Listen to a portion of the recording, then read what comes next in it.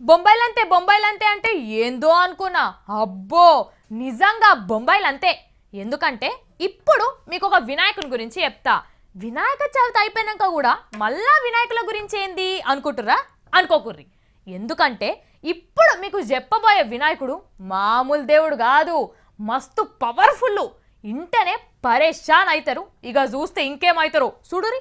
అమ్మా గీ బొంబాయి గణేశులైతే తక్కువళ్ళు కాదోల్లో, కూసున్న కాడ కోట్లు సంపాదించిండ్రు. అక్కడి పబ్లికే కాదు, గణపతులు కూడా సౌండ్ పార్టీలే ఉన్నారు. సంపాదనంలా అక్కడి బిజినెస్ మ్యాన్లతోనే పోటీ పడుతున్నారు అక్కడి వినాయకులు. ఎందుకంటే బొంబాయిలున్న లాల్బాగ్ బస్తీ వినాయకుడు ఒక్కడే ఈ పరి ఎంత సంపాదించిండో ఎరికేనా? చెప్తాం గాని జర్ర ఇని పరిశాన్ అయితే కావద్దు. మరి 9 రోజులు కూర్చొని ఏం తక్కువ 7 కోట్లు సంపాదించిండు. ఇక చూసుకోర్రి, ఒట్టి నగదు పైసలే అనుకునేరు. అవిటితోని గిఫ్టులు కూడా తెచ్చుకున్నాడు. 6 కిలోల బంగారం, కింటలు ఎండి, ఒక కారు, ఇట్లా అన్ని జమ చేసుకున్నాడు. నిమజ్జనం అయినాక టైంపాస్ ఎట్లయితుంది అనుకొని ఎవలోకైనా బంగారి వాలీబాల్ కూడా ఇచ్చిండట. ఇక ఇంకొందరు స్మార్ట్ ఫోన్లు ఇచ్చిండ్రు దేవునికి. మరి ఆ ఇచ్చిన వాళ్ళకు ఫోన్ చేస్తాడో మర్చిపోయి గేమ్స్ ఆడుకుంటూ కూర్చుంటాడో.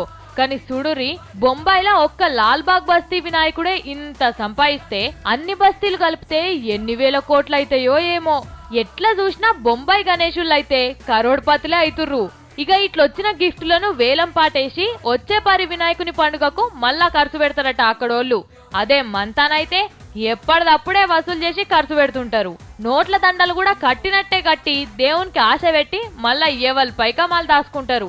ఎందుకంటే మంతాన పబ్లిక్ అంతా మిడిల్ క్లాసు, బిలో పావర్టీ లైనే కదా, అందుకే అట్లా అన్నట్టు. కానీ బొంబాయిలు అట్లా కాదట. అక్కడి వినాయకుల పేరు మీద బ్యాంకులలో ఖాతాలు తెరిచి అందులో పైసలు జమ చేసి ఖర్చు పెడుతుంటారట. చూడుర్రిగా. కానీ ఈ వినాయకులు 9 రోజులలోనే గింత కమాయిస్తున్నాడంటే ఇదే నిమజ్జనం కాకుండా ఎప్పటికీ అట్లనే కూసబెడితే ఇంకెంత సంపాదిస్తుండేనో.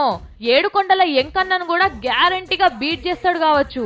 ఎందుకంటే దేశం మొత్తం లెక్క చూస్తే లక్షల వినాయకులను కూసబెడతారు కదా అని పబ్లిక్ అనుకుంటున్నారు.